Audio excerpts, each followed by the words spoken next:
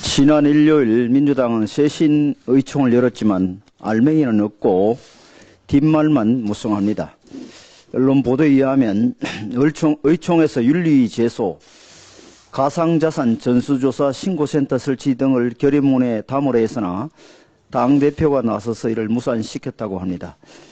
이에 보조를 맞춰 민주당 철험의 멤버들은 진보라고 도덕성 내세울 필요 있나, 도덕성 따지다 당한다는 궤변으로 김남국 엄호에 나섰습니다.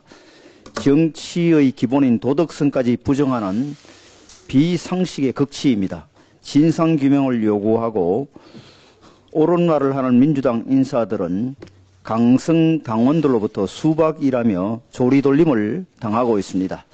김남국 의원도 반성하고 자숙하기는커녕 탈당 다음 날인 어제 곧바로 강성 지지층을 대변하는 유튜브 채널에 나가서 거짓말 퍼레이드를 이어갔습니다. 상임위 중 코인 거래액은 몇천 원에 불과하다고 변명을 했는데 언론 분석에 따르면 상임위 도중 5일 동안 거래 규모만 2,400여만 원에 이른다고 합니다.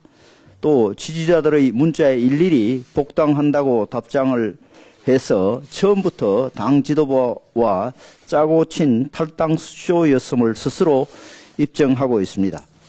계속되는 해명과는 달리 유동성 공급자인 LP 역할을 해서 30억 원 규모의 코인으로 수수료를 챙겼다는 사실도 드러나고 있습니다.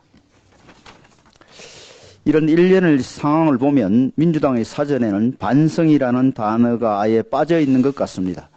누구나 잘못은 할 수 있지만 반성하고 고치는 것이 중요한데 오히려 적반하장으로 나서니 국민들이 더 분노하는 것입니다.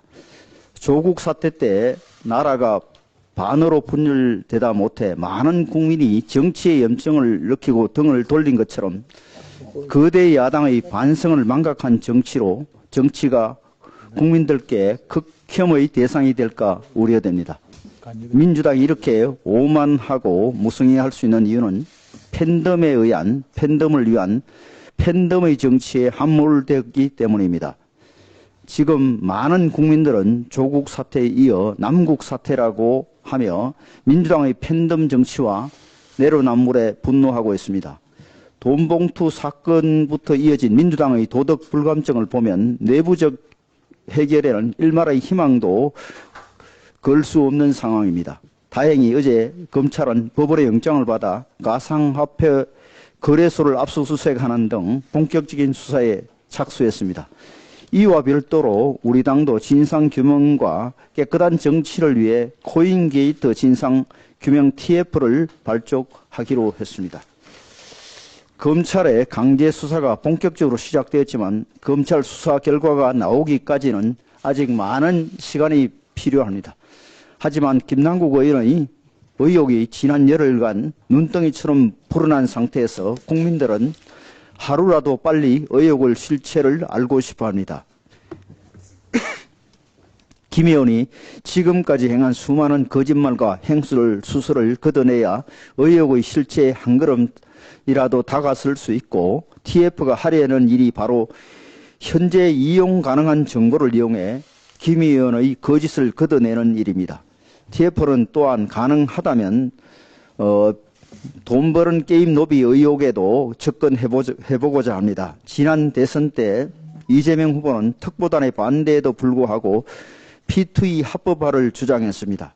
이와 관련해서 위정현 한국게임학회 회장은 얼마 전 P2E 합법화를 위한 로비가 국회에서 이루어졌을 가능성을 공식적으로 제기했습니다. 진상규명 TF가 강제 수사를 하는 것은 아니기 때문에 이러한 의혹들에 대해 100% 만족할 만한 대답은 줄 수 없습니다. 하지만 외부 전문가들께서 참여하시는 만큼 과학적이고 정밀한 조사를 통해 국민적 의혹을 가능한 한 많이 풀어드리도록 노력하겠습니다.